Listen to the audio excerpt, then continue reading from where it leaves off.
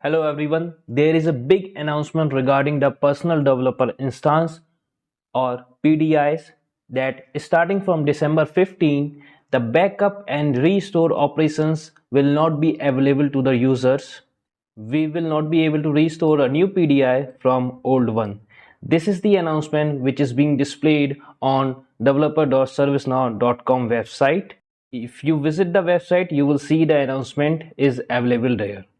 And here is a link with the help of which we can back up our PDIs or whatever the works we perform on our personal developer instance, how we can back it up manually. Okay, so you have to manually back up your work which you done on your personal developer instance on the regular basis. Okay, so if we go to this link, this is a developer blog post link.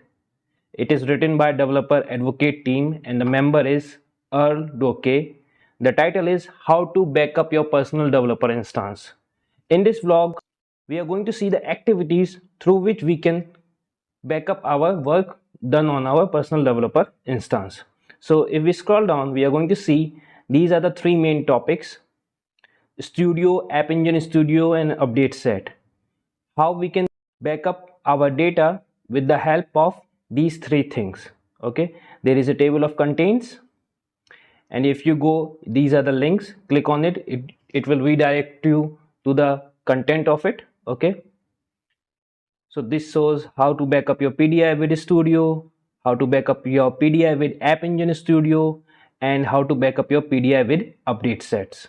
Okay, if you read through it, you will be able to get all the information how you can back up your work on your personal developer instance.